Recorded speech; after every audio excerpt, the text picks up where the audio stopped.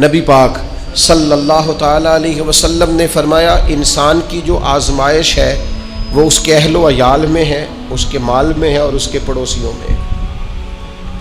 یہ تین چیزیں اس کی آزمائش ہیں۔ اس کے مال کے بارے میں بھی قیامت میں سوال ہوگا، کہاں سے کمایا، کہاں خرچ کیا، اولاد کی تربیت کیسی کی، بہت بڑی آزمائش ہے، صبح قیامت اس کے لیے سوال ہوگا۔ بالکل جو لوگ پڑوس میں رہتے ہیں جن کو ہم سایہ کہتے ہیں، ہم اس کا کیا مطلب ہوتا ہے؟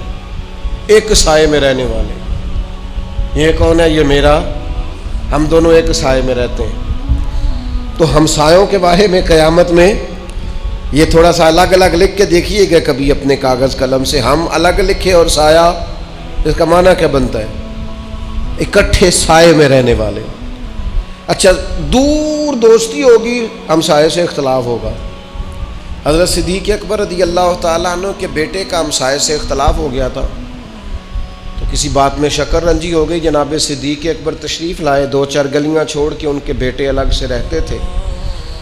تو آپ نے وہاں آن کر کے اپنے بیٹے سے کہا، بیٹا مجھے بلانے کی بجائے نا اپنے ہمسائے سے اچھا سلوک کر، میں تو چل کے آؤں گا اور یہ تو ہر وقت تیرے پاس موجود ہے، تو جو تیرے پاس موجود ہے اس سے تیرا تعلق زیادہ بہتر ہونا چاہیے۔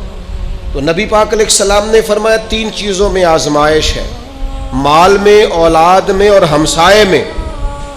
پھر خود ہی کریم نے مہربانی فرمائی، فرمایا تمہیں بتاؤں ازالہ کیسے ہو سکتا ہے، اس آزمائش سے نکلا کیسے جا سکتا ہے، اس آزمائش سے بری و ذمہ ہونے کا طریقہ کیا ہے؟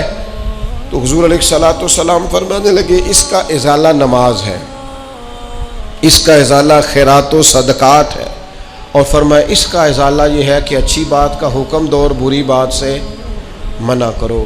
اگر تم یہ کام کرتے ہو تو پھر یہ آزمائش نہیں رہے گی، پھر تم اس آزمائش سے نکل جاؤ گے۔ دے نا پیغام اپنے بچوں کو نیکی کا، دے اپنے ہمسایوں کو نیکی کا میسج، دے آپ ان لوگوں کو پیغام جو دور بیٹھے